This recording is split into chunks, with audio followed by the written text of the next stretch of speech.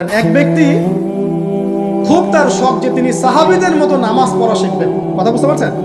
সাহাবীদের মতো নামাজ শিখবেন। তো একজন বরেণ্য আলেমের কাছে এসেছেন, এসে বলছেন যে আমাকে সাহাবীদের মতো নামাজ শিখিয়ে দেন। তখন সেই আলেম আরেকজন আলেমের সন্ধান দিয়েছেন যে তুমি তার কাছে যাও, তিনি শেখাবেন।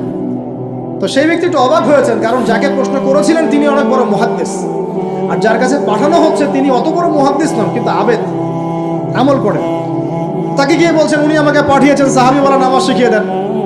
তখন তিনি বলছেন ঠিক আছে, সুন্দর করে অজু করে আসো, সুন্দর করে অজু করে আসো।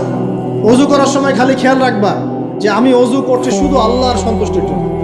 কি খেয়াল রাখবেন? অজু করছি শুধু আল্লাহকে রাজি খুশি করার জন্য অজু করছে, আর কোনো উদ্দেশ্য নাই আমার। অজু করতে যাচ্ছে, তিনি আবার বলছেন দাঁড়াও, শুধু আল্লাহকে রাজি খুশি করার জন্য অজু করো। আবার শুরু করছেন, আবার বলছেন শোনো, শুধু আল্লাহকে রাজি খুশি করার জন্য অজু করো। এভাবে বলতেই আছেন, নামাজে দাঁড়িয়ে আছেন, দাঁড়ানোর আগে বলছেন শোনো, শুধু আল্লাহকে রাজি খুশি করার জন্য নামাজ পড়ো।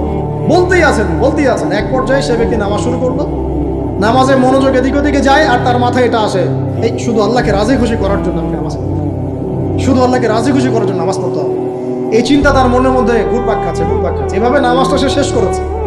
শেষ করে চিন্তা করছে যে নামাজ তো পুরোপুরি মনোযোগ দিতে পারলাম না। বারবার মাথার মধ্যে এরকম চিন্তা আসছে, আল্লাহ আমাকে তো মাফ করে দাও, নামাজটা আমার মনে হলো না ঠিক মতো।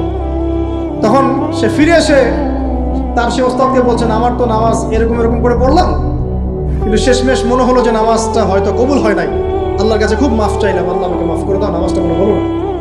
তখন সেই যে প্রথম ব্যক্তি যিনি পাঠিয়েছেন তিনি বলছেন এটাই হলো সাহাবীওয়ালা নামাজ। তারা আল্লাহকে রাজি খুশি করার জন্য নামাজ পড়তেন, নামাজ শেষ করে আল্লাহর কাছে ইস্তেগফার করতেন, আল্লাহ কিছুই হলো না। আমার কথা কি বুঝতে পারছেন? অতএব আল্লাহকে রাজি খুশি করার জন্য আপনি আপনার আবেগ, আপনার ইবাদত সব ঢেলে দিবেন, অন্য কারো কাছে কিছু পাওয়ার আশা করবেন। অতএব নামাজ আপনার মাদকের দিকে যাওয়া লাগবে না, নামাজই আপনার হতাশা দূর করে দেবে ইনশাআল্লাহ।